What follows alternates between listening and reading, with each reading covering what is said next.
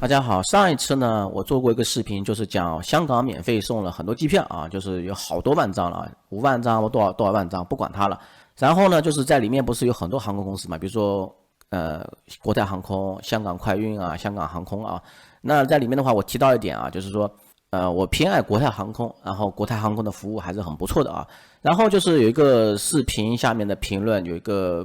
网友吧，然后他就说国泰航空服务不错，你没搞错吧，博主？然后当时我说我自己亲身体验，我觉得还算不错啊，那可能是个别现象，对吧？那我当时还在帮国泰航空说话了啊，说好话了。那我自己本身的话体验过一次啊，就是我今天还查询了一下，事实上是我在2019年4月份的时候，我做过这个从内地出发啊到香港的，然后是国泰港龙航空 KA 开头的航班号。那么那个时候是做的是超级经济舱啊，它包括点单的话，它是有菜单给你的，一个就是一份纸质菜单啊，可能这个菜单的话是在座位前面就有的啊。然后我还有照片了啊，今天还看了一下。然后这次我体验的话，其实也是从这个地方，从这个城市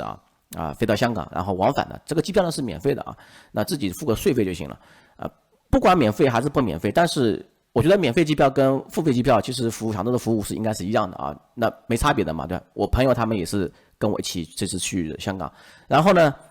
从内地出发到香港的话啊，我发现就是上飞机之后啊，那个一般来说的话，他们没有这么热情啊，没有这么热情也算了啊，其实这种服务的话，其实去的时候啊，没有感觉到有这种不爽的地方啊。那人家至少的话，你用普通话的话，人家也是可以接受的啊。人家只是说优先语言的话，第一是英语啊，首先会问你英语，英语不行的广东话，广东话不行的话再说普通话，这样也 OK，我觉得也 OK 啊。因为我的这个没有这么说要这么挑剔啊，或者说挑刺啊，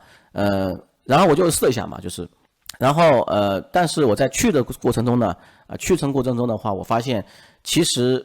不是说语言问题啊，就是说这个面部表情吧，笑脸来说的话，明显是比我乘坐其他航空公司要不太笑脸啊。它其实不仅仅是针对我啊，它也可能就是在走路过程中就是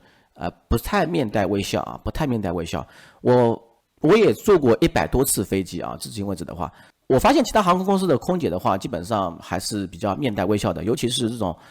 日本航空这种公司啊，那笑容是非常好的啊，就是给人感觉就是非常亲切啊。那如果说你笑容不太好的话，就感觉好像有点冷漠啊，我觉得有点冷漠，这样算了，这个事情算了啊。后来我回来的时候，从香港回内地的时候啊，办理登机牌啊，包括机场啊这种，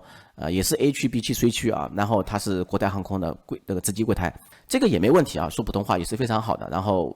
工作人员普通话说的非常流利啊。好了，然后就上飞机，上飞机之后呢，结果发现去的时候啊，都是一帮女的空乘啊，回来的时候呢是男空乘啊，男空乘比较多啊，我只能说占有多数啊。那么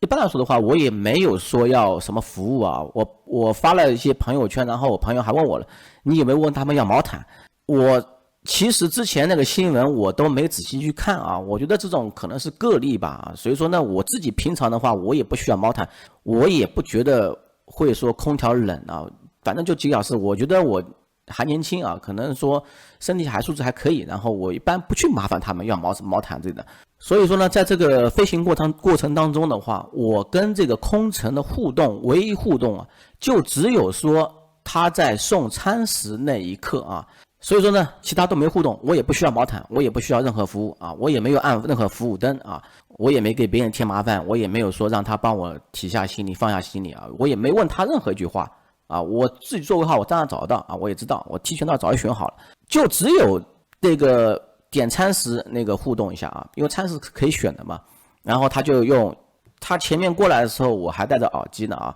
然后后来的时候他快过来的时候我把耳机摘下来，然后呢我就听到他是优先问英语啊，英语不行的话就用广东话，后面的话前面几个旅客的话，因为我不可能听到很远很远嘛，只能听到前面2排是吧？前面2排都是这种外籍外籍比较多啊，然后我也听得不是很清楚啊，反正就是到我这边了之后，我坐在靠窗位置的，我旁边呢是一个也是内地人吧啊，然后年轻人，然后呢他先问那个我旁边的人呢就是也是用英语对话，他用英语回答他了，然后他同样的用英语来问我了啊，然后呢我就直接说普通话了，我说有什么餐食可以选，然后我还把这个头啊慢慢往他这边靠，因为我这样想的话，我可以听得更清楚一些嘛啊，然后呢他说话有点小声，所以说我没听清楚，我说有什么可以选吗？我刚才没听清楚啊，那他用广东话回答我，啪啪啪打回答我了，回答很快啊。然后我说我没听懂，我说没听懂，真的没听懂，我真的没听懂，不是说挑食啊。然后他看了一下那个便签条啊，上面都英文，然后他就开始紧张了啊，开始感觉有点惊慌失措，或者说我不知道他是答不上来呢，还是没法翻译成这个普通话。我觉得这2个餐食你难道没考虑到，如果说这个机上没有这个只会说普通话的游客吗？对吧？而且你说的英语，说实话我有点我听不明白，真的听不明白。如果说我跟他换个位置的话，在外面的话，我可以听得明白点。然后那一刻的话，他就面无表情，然后就给人一种感觉吧，就是非常尴尬啊。他没说话，没有说任何一句普通话。然后呢，我就看着他，我就非常温和的看看他啊，我也不是说要怎么样，我就看看他最后怎么处理的事情。难道他就不跟我说话吗？那你意思说我这听不懂的话，我怎么办呢？对不对？而且你跟我中间隔了个窗户，隔了个柜子，然后我真的听不懂，真的听不见啊！说实话，飞机呜呜是噪音很大，说实话，他那个是 A330的，而且我就开到靠在那个就是发动机的位置啊，特别吵。然后呢，就尴尬了几十秒吧，然后他就看那个便签，就是好像非常无奈啊，有点紧张，然后又说不上来这个名称。我觉得这个不至于吧，我觉得是吧？那个便签上我好像瞄到一眼应该是写的是英文的，2份2选1嘛，一份是牛肉配饭啊，还有一个是猪肉配菜啊，就这2个啊。那说实话，简单来说就是一个牛肉和猪肉啊。然后呢，我旁边隔壁座位的这个年轻人啊，看到就是尴尬了，他就主动解围了啊。其实我觉得，我就应该那个人就是就看着他他会怎么样。然后就是我隔壁桌的这个人帮我说了啊，他说就是有2份可以选，就是一份是牛肉配饭，一份是猪肉配菜。那这样子的话，那我就说，那我牛肉好了。然后呢，他就帮我说了啊，帮我说了之后结果呢，就是我隔壁桌这个人呢，他也是牛肉啊，然后他在那个空乘这回他没有回应。他直接找了，再找那个东西啊，找饭啊，找牛肉饭。结果呢，找了半天啊，找了大概就一分半钟都找不到这个牛肉饭啊，就这么巧的事情。然后呢，这下麻烦了，这麻烦了啊！第一个呢，话也被问不出来啊；第二个呢，饭也没找不到啊。那这样子是不是又尴尬了？我旁边这个座位的人真的很好心啊，那他把那个他的牛肉饭给了我，他直接放我这里来，然后他跟他说，给我这个猪肉吧啊，给我猪肉吧啊，你看这个非常好是吧？然后这个人就走掉了啊，走掉了之后呢，那倒饮料的是一个看上去就是非常外籍的人，就是面孔就看上去外籍的人。那个饮料的话，反正也不用选嘛，说说看到嘛，知道吧？看得到是有哪些饮料，猜也猜得出来哪些饮料，不就茶、可乐、雪碧啊这种之类的嘛，对不对啊？那直接说个可乐就行了嘛啊。那还有的话就是后面收垃圾的时候啊，收垃圾的时候呢，这个男空乘不见了啊，换了一个比较年纪大的空乘，但是看上去就感觉好像这个衣服穿着的制服不一样啊，有点像类似于乘务长这样的人。不过这个女的还是挺可以的，不过她看上去这个人是有点像混血人种啊。然后比如说我拿餐盘给她，然后我又忘记了个东西啊，忘记了个纸巾啊，然后再递给她，然后她就说，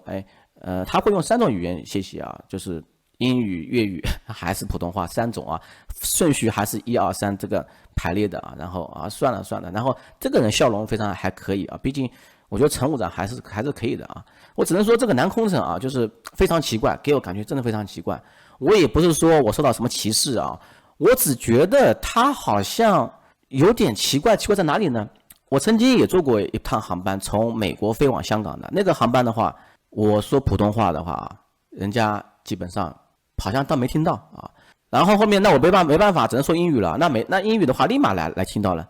这很奇怪啊。那我也算了，因为毕竟这个是美国飞往香港的航班，如果说他不提供普通话服务，我也可以理解。但是你这个从香港往返内地的航班，你怎么可能没有普通话服务嘛？如果说我飞那个汉莎航空，或者说那个新加坡航空或者日本航空，不可能的事情啊。比如说那全日空啊，我飞日本去或者日本飞回来，虽然说日本的航空公司啊肯定会有中文的，肯定会有中文的。如果说没法沟通的话，他也会喊那个会中文的人，他至少会配备一个中文母语的人，对不对？这个不难的嘛。还有啊，其实呢，我在网上也看了很多评论啊，针对我的经历，然后我看了一些国泰航空的人家网上发的视频测评啊，我就发现很多人在都吐槽啊，不仅仅我一个人吐槽。总体来说的话，就是你说英语的话可以获得更好的服务啊，很多人都这样子的体验。甚至有一个非常搞笑的人，就是他是从香港飞往台北啊，然后呢他是台北人他呢也不会说广东话啊，英语他也不想说，然后他就说国语嘛，国语的话就跟普通话一样，然后他就说了普通话或者国语，结果呢好像对他爱理不理啊，或者说，然后呢他还特地把这个证件啊，旅行证件啊放在这个桌上让他看到啊，我不是中国内地的人。结果照样啊，一样的服务啊，就是这样爱理不理你啊。还有吧，如果说点餐时的话，那如果说你不说会说普通话我也可以理解，那你给我一个纸条啊，或者说菜单，这样多种语言，怎么可能说你就是全程尴尬不说话了呢？没有这种情况，我觉得。第一个，如果说你不会说普通话，我觉得你就不适合在飞内地线。然后第二个，你不想说，你会说但不想说普通话的话，那你这个职业态度非常不敬业，而且说普通话并不会让你损失，也不会让你降低工资，我觉得应该不会把你开除吧，对不对？当然了，如果说算上这个国泰港龙航空啊，这样的话我等于说飞了有3趟啊国泰的航班，3趟里面的话就这趟啊最让不爽，而且这个最不爽的经历是应该说是100多次飞行里面以来啊最不爽的经历啊，也是最无奈的经历了。当然我也在想，如果说反过来，如果说我去做这个空乘啊，比如说我专门是在香港飞日本的航班，我作为一个母语不是广东话，也不是英语，也不是日语的人的话，如果说我从香港飞日本的航班我做空乘的话，我肯定会努力学习啊这个粤语跟日语，也不用学到特别好啊，只要学到这个我服务用到的语言就行了。比如说这些饭菜啊叫什么名字啊，我就这去对话，对不对？就很简单几个词嘛，这东西说实话1天就能学会，不要说1天了，1个小时就能学会。难道日语这个牛肉配饭这个你学很累吗？我觉得很快就学会吧。你本身就这种职业态度有问题，或者说职业也不敬业也不努力，对不对？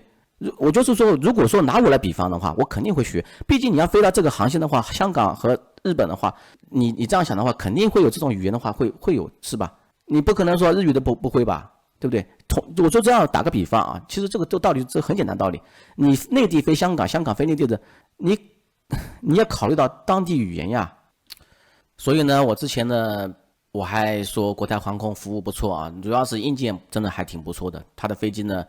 是大型机。然后拿大型机来飞1000多公里的话，确确实实还挺奢侈的。然后机上的话都有这种智能设备啊，可以娱乐啊，可以看电影啊。然后呢，之前做的超级经济舱嘛，服务本身就很宽敞啊。然后这个椅子还往后靠，还不会影响后面的人啊。所以说呢，之前还不当说好话啊。然后我还是之前犯了一个错误，就是幸存者偏差啊。那如果说做10次啊，可能你就感受到。可能会碰到1、2次这种情况，那我是做3次碰到这种情况啊，我觉得也让我体验到了，